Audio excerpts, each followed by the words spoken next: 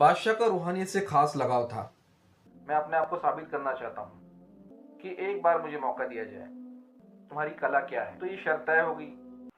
अस्सलाम वालेकुम वरहमतुल्लाहि वबरकातुहू। कैसे दोस्तों, मैं किस्सा सुनाना चाहूँगा। एक बादशाह था जो कि बहुत ज़्यादा मुत्तकी परहेज़गार था। उसे खेल तमाशों से, नाच गानों से और उस तरह की जो फजूल चीज़ें जो बादशाह और राजाओं महाराजाओं के दरबारों में हुआ करती हैं, जो दिल के बहलाने की चीज़ें होती हैं, उसे इन सब चीज़ों से परहेज था। इसके बावजूद भी एक कलाकार जो कि रूप धारण करने में बहुत ज़्यादा एक्सपर्ट था, वो अपना रूप बदलने में बहुत ज़्यादा माहिर, नाम कुंदन बहरूपिया था। कुंदन बहरूपिया बड़ी मुश्किल से बादशाह के दरबार में हाजिर हुआ। उसने कहा कि मैं जानता हूँ कि आपको इस तरह के मनोरंजन की चीज़ों से परहेज है, आप गाने बजाने से भी बहुत दूर है, लेकिन ये सब जानने के बावजूद भी मैं अपनी कला का प्रदर्शन आपके सामने करना चाहूँगा। मैं अपने आप को साबित करना चाहता हूँ। तो बादशाह ने कहा कि देखो, मैं तो शिकार को भी एक फजूल चीज़ समझता हूँ, शिकार खेलने को भी एक फजूल चीज़ समझता हूँ, तो मुझे तुम्हारी इस कला से क्या लेना देना। उस कुंदन बहरूपी ने बहुत ज़्यादा इसरार किया कि एक बार मुझे मौका दिया जाए। तो बादशाह ने उससे कहा कि बताओ, तुम्हारे अंदर में क्या खसूसियात है, तुम्हारी कला क्या है।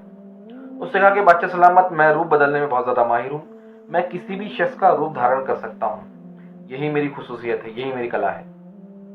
तो बादशाह ने कहा, अगर तुम ये साबित कर लोगे तो मैं तुम्हें 500 रुपये इनाम दूंगा।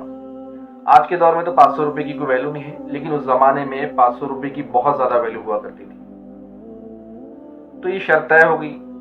लेकिन कुंदन बहरूपिये ने ये कहा कि आप मुझे देख लीजिए, बगौर देख लीजिए, मेरे चेहरे को पहचान लीजिए, मैं एक वक्त में आपके सामने आऊँगा, लेकिन आप मुझे नहीं पहचान सकेंगे। तकरीबन 1 साल के बाद में बादशाह एक बड़ी जंग पे निकला। बादशाह बहुत ज़्यादा घबराया हुआ था। बादशाह का रूहानियत से खास लगाव था, क्योंकि बादशाह एक नेक सिफत, इबादत गुजार और बुजुर्गों की दुआओं में यकीन किया करता था। तो किसी ने उसे बताया कि इस मुकाम पर एक बुजुर्ग रहते हैं और अक्सर लोग उनके पास में दुआएं तलब करने जाते हैं, उनके ज़रिए दुआ तलब करते हैं।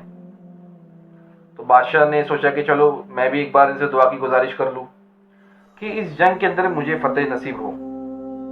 तो बादशाह उनके पास में हाजिर हुआ।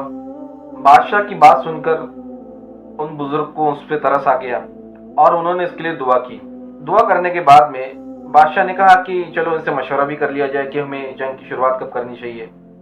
तो जब उसने उन बुजुर्ग से मशवरा किया तो बुजुर्ग ने कहा कि एक काम करो, तुम परसों के दिन जोहर की नमाज के बाद में जंग की शुरुआत कर लो, इंशाल्लाह तुम्हें फतेह नसीब होंगी।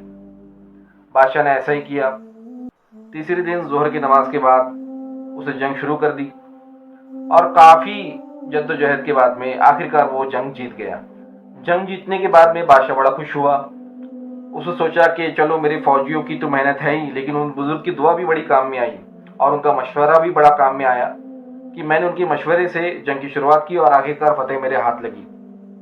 तो शुक्रगुजारी के तौर पे वो बुजुर्ग के दरबार में हाजिर हुआ और उसने बुजुर्ग से कहा कि वली अल्लाह, आपकी दुआओं की बरकत से और आपके मशवरे की बरकत से मैंने ये जंग जीत ली है, तो आप मांगिए, आपको क्या चाहिए। तो बुजुर्ग ने कहा कि देखो, हम तो फ़कीर आदमी हैं, हम जो है इस तरह की चीज़ों में मुलविस नहीं होते हैं, हमें दुनिया से क्या कर्ज, तो हमें क्या ही दे सकते हो। तो बादशाह ने कहा कि मैं एहसान के तौर पे आपको 2 कस्बे और बहुत सारी मालो जायदाद और आपकी 7 नस्लों को बहुत सारी माफ़ी तलाफ़ी देता हूँ। उससे बादशाह को झिड़क दिया कि देखो, हमें दुनिया से कोई गर्ज नहीं है, तुम अपना सामान और अपने इनामात अपने पास में ही रखो। बादशाह जो वापस लौट गया। कुछ अरसे बाद में वो बुजुर्ग बादशाह के दरबार में हाजिर हुआ। बादशाह उसे देखकर हैरान हो गया। बादशाह ने कहा, क्या वली अल्लाह, आप मुझे बुला लेते, मैं हाजिर हो जाता। तो उसने कहा कि देखो, मैं तो सिर्फ मेरे 500 रुपये के लिए आया हूँ। तो बादशाह बड़ा हैरान हो गया कि किस 500 रुपये की बात कर रहे बुजुर्ग साहब। तो उसने कहा कि देखो, मैं वही कुंदन बहरूपिया हूँ जिसने 1 साल पहले आपसे शर्त लगाई थी कि आप मुझे देखकर नहीं पहचानेंगे। बादशाह बड़ा हैरान हुआ और उसने उसकी कला का लोहा माना।